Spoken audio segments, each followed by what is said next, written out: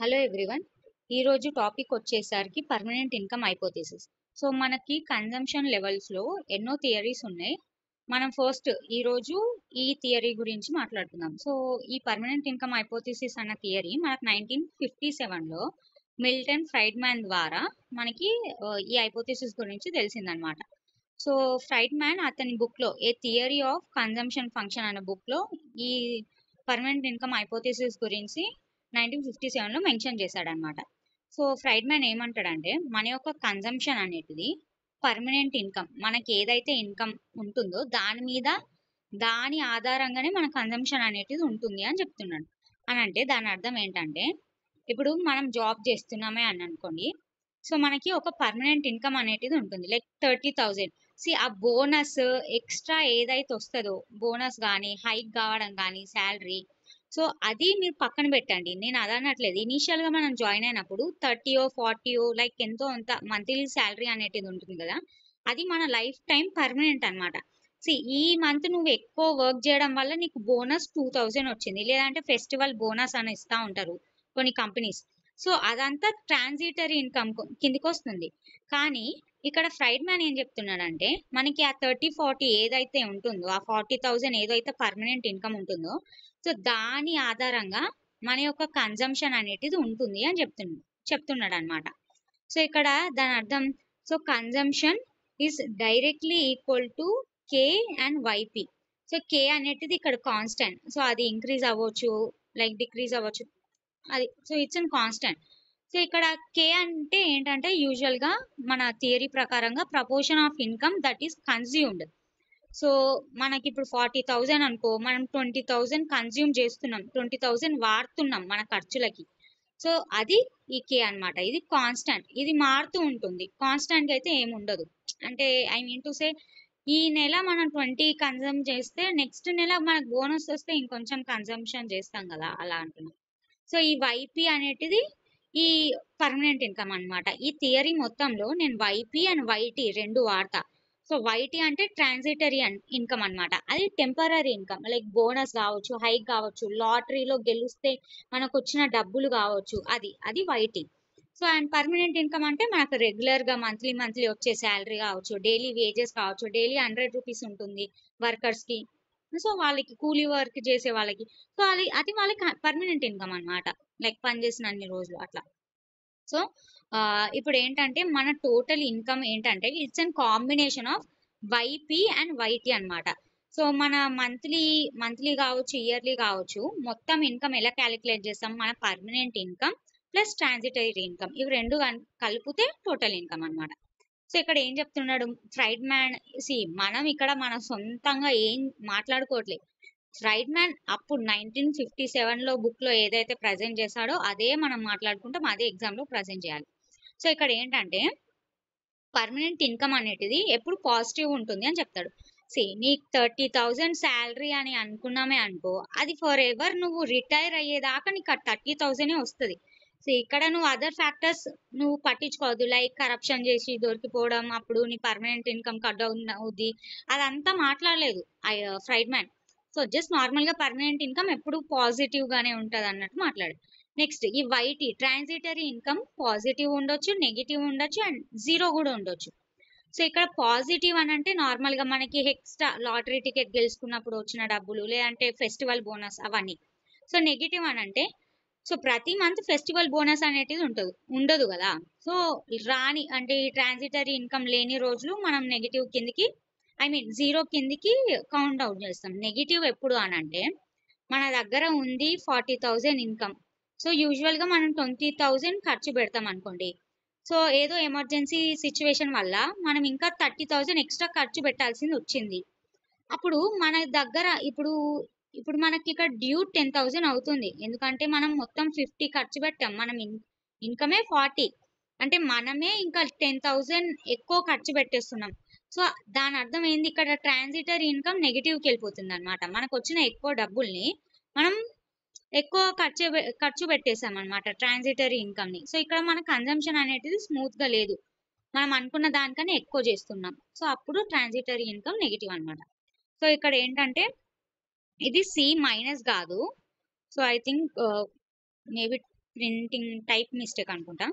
So C equals to C equals to KYP అంటే దాని అర్థం consumption is equal to constant, YP is permanent income. So ఇక్కడ ఏంటంటే ఇప్పుడు ఈ ఈక్వేషన్ ని y తోని డివైడ్ చేయండి, అప్పుడు మనకి c/y వస్తుంది. And next KYP K permanent income by y. So c/y అనడితోనే మీకు ఒకటి గుర్తు రావాలి, APC equal to c/y consumption by income అనమాట. సో ఇక్కడ ఏంటంటే ఇన్కమ్ ఇంక్రీజ్ అయితే మన యొక్క ఇన్కమ్ ఇంక్రీజ్ అయితే ఏపీసీ అనేది తగ్గుతుంది అనమాట, కన్జంప్షన్ డిక్లైన్స్. అది ఓన్లీ షార్ట్ రన్ లో. ఇన్ లాంగ్ రన్ లో ఏమవుతుందంటే ఏపీసీ అనేది కాన్స్టెంట్ ఉంటుంది ఇక్కడ. సో ఇక్కడ ఏపీసీ మైనస్ ఉంది, సారీ ఇది మైనస్ కాదు, equals to APC equals to MPC and that is equal to constant. K అంటే మనం ఎంతైతే ఇన్కమ్ కన్జ్యూమ్ చేస్తామో అది కే అనమాట. సో ఇక్కడ లాంగ్ రన్ లో Friedman YT to say transitory income ని జీరో అని అనుకుంటాడు అనమాట, జీరో అని అజ్యూమ్ చేసుకుంటాడు. సో అందుకోసమే మనకి ఇక్కడ ఏపీసీ అనేది కాన్స్టెంట్ అయిపోతుంది. సో ఇక్కడ కే అనేది ఎలా డిసైడ్ చేయబడుతుంది, మన యొక్క ఇన్కమ్ ఇంత కన్జ్యూమ్ చేసామని ఎలా డిసైడ్ చేయబడుతుంది అని అంటే interest rate, savings, proportion of non human wealth to human wealth. So ఈ ఫ్యాక్టర్స్ వల్ల డిసైడ్ చేస్తారు. లైక్ ఎగ్జాంపుల్ ఎలా అంటే ఇప్పుడు రేట్ ఆఫ్ ఇంట్రెస్ట్ పెరిగిందే అనుకోండి, మన సేవింగ్స్ పెరుగుతాయి. ఎందుకు అనంటే నీకు 10 రూపీస్ నువ్వు డిపాజిట్ చేస్తే నీకు 5 రూపీస్ వస్తున్నాయి అని అంటే నువ్వు అప్పుడు ఆ 10 రూపీస్ ఖర్చు పెడతావా లేదంటే డిపాజిట్ చేస్తావా? యూజువల్గా ఒక పీపుల్ మైండ్ సెట్ ఎలా ఉంటుంది, మనం ఆ 10 రూపీస్ పెడితే మనకి ఇంట్రెస్ట్ వస్తుంది కదా అన్నట్టు. సో వాళ్ళు సేవింగ్స్ చేస్తారనమాట దాన్ని in order to get return on it. So ఆ ఇంట్రెస్ట్ రావాలన్న దాని మీద ఇన్వెస్ట్ చేస్తారు. సో అప్పుడు ఏమవుతుంది, సేవింగ్స్ ఎక్కువ అయింది అంటే దాని అర్థం ఏపీఎస్ ఎక్కువ అవుతుంది. సేవింగ్స్ ఎక్కువ అవుతున్నాయి అని అంటే వాట్ డస్ ఇట్ మీన్, మనం ఇక్కడ మనీ సేవ్ చేస్తున్నాం, ఖర్చు పెట్టట్లేదు అని అంటే దాని అర్థం APC average propensity to consume అనేది డిక్రీజ్ అవుతుంది. సో అలా అనమాట. ఇన్ షార్ట్ రన్ లో మనకి ఏపీసీ డిక్లైన్ అవుతుంది, లాంగ్ రన్ లో ఏపీసీ అనేది కాన్స్టెంట్ అనమాట. సో ఇక్కడ ఈ ఈక్వేషన్ చూస్తే CY by KYP by YT plus YP అని ఉంది. సో ఇక్కడ వైటీ అనేది జీరో. సో ఇక్కడ వైపీ క్యాన్సిల్ అవుట్ అయిపోతే ఇది APC is equals to K అనమాట, కే ఇస్ కాన్స్టెంట్. సో ఇక్కడ ఇంకోటి ఇదే నేను చెప్పాను కదా, increase in ROA leads to increase in savings, therefore APC declines అనమాట. అండ్ నెక్స్ట్ ఏపీసీ ఎందుకు డిక్లైన్ అవుతుంది, ఎందుకు అనంటే అంటే ఇప్పుడు మంత్లీ మనకు ట్రాన్సిటరీ ఇన్కమ్ వచ్చినా సరే అంటే ఎక్స్ట్రా ఇన్కమ్ వచ్చినా సరే ఎందుకు ఏపీసీ డిక్లైన్ అవుతుంది, ఎందుకు అనంటే it's because of consumption smoothening అనమాట. యూజువల్ గా మనుషులు ఎలా ఉంటారు అంటే ఎక్కువ ఖర్చు పెట్టాలనుకోరు, అటు తక్కువ ఖర్చు అనుకోరు. ఎలా అయితే ఇప్పుడు ఈ నెల 20,000 అనుకో, నెక్స్ట్ నెల కూడా ఓకే 20 దాకా లిమిట్ పెట్టుకుంటారు వాళ్ళు, 20 దాకా ఖర్చు పెట్టుకుందామని. సో దానికన్నా ఎక్కువ అయితే అది like it's not consumption smoothing అనమాట, అది ఎక్కువ అవుతుంది, ఓవర్ కన్జంప్షన్. తక్కువ అవుతే ఇట్స్ అండర్ కన్జంప్షన్ అన్నట్టు అట్లా. సో ఏపీసీ ఎందుకు డిక్రీజ్ అవుతుంది అంటే people opt for consumption smoothing means save large amount of transitory income. నాకు ఈ మంత్ ఏం రాలేదు, ట్రాన్సిటరీ ఇన్కమ్ జీరో ఉంది YT. So next month YT అనేది నాకు కొంచెం ఇంక్రీజ్ అయింది, లైక్ 10,000 వచ్చింది. నా ఒరిజినల్ శాలరీ 20 అనుకోండి, 20 నెక్స్ట్ మంత్ నాకు ట్రాన్సిటరీ ఇన్కమ్ 10 వస్తే దాని అర్థం నాకు మొత్తం 30,000 ఉంది అని అనమాట నెక్స్ట్ మంత్ లో.